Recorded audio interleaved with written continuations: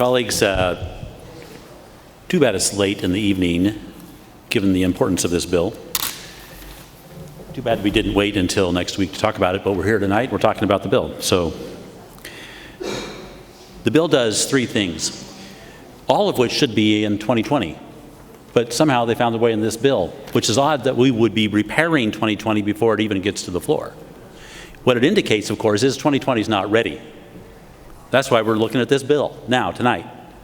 It reflects the fact that a massive piece of legislation, probably the most meaningful thing this group is going to consider this session, is already being fixed before it even gets passed. If it gets passed, this bill then somehow is going to affect it.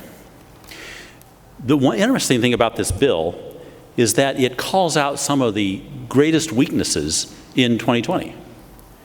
What it does is it gives back money not from that which you pay at the pump. No, because that wouldn't fit our Constitution. Our Constitution isn't designed for 2020, but yet we're proceeding as though it were. If this bill proves it won't work. This bill shows we have to reach into a different bucket of money that other people pay, should 2020 pass, and pay it back to those who paid at the pump. We could, if we approach this problem appropriately, address this issue by fixing our Constitution, which is what we should do so that the groundwork for 2020 is established appropriately. But no, instead, we create this kind of a device to try to overcome that massive problem, that massive constitutional problem. The bill also illustrates something that's terrifically interesting to me, and that is the carve-out or the handing back of a refund to people who work not on the road. Look at the bill carefully. We can't give money back to people who are actually out on the road, the highway. We can only give it back to them if they're in the field or in the forest, because if they were on the road, that would raise cost responsibility issues. You know, that Constitution again. So we got a problem. So the way we try to fix it is we make sure we don't help farmers and ranchers and loggers by reimbursing them for when they put the stuff on a log truck and run it down the road, because you can't do that without encountering the Constitution. So this bill tries mightily to get around that problem by saying, well, we're only going to reimburse you when you're off the road. Okay, what is quite interesting about this is why did we pick out, and I'm glad the carrier mentioned why the bill picks out farmers, ranchers, and loggers. I actually think it's a great idea that they don't have to pay, but they do have to pay, right? Because they have to pay, and then they get the money back. Oddly enough, this is exactly what one of my amendments to 2020 suggested.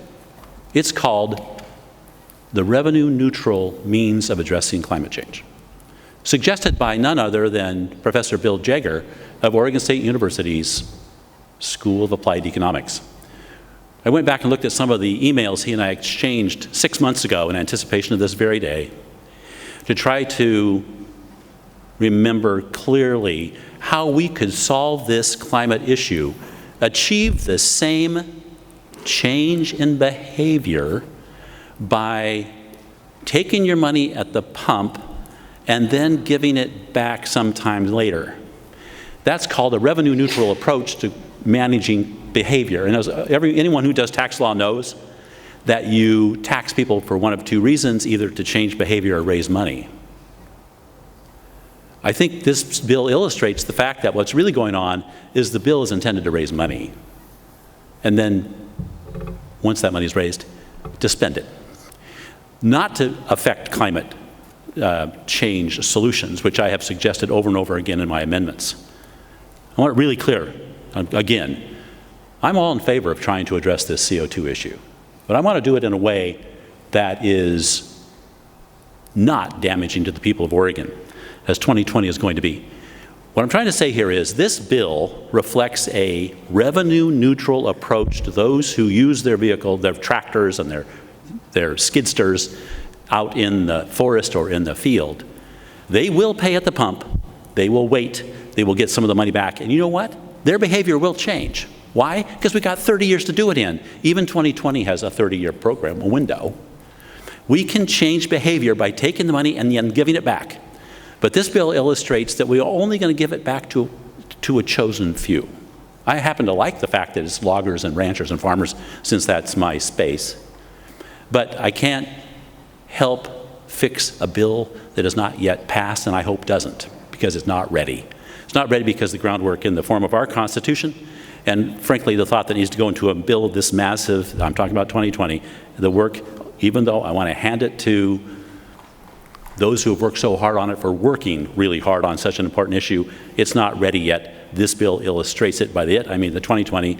I urge a no vote on this, even though it contains elements that, if appropriately addressed, could help all of us. This does not appropriately address them, and I urge a no vote. Thank you, Mr.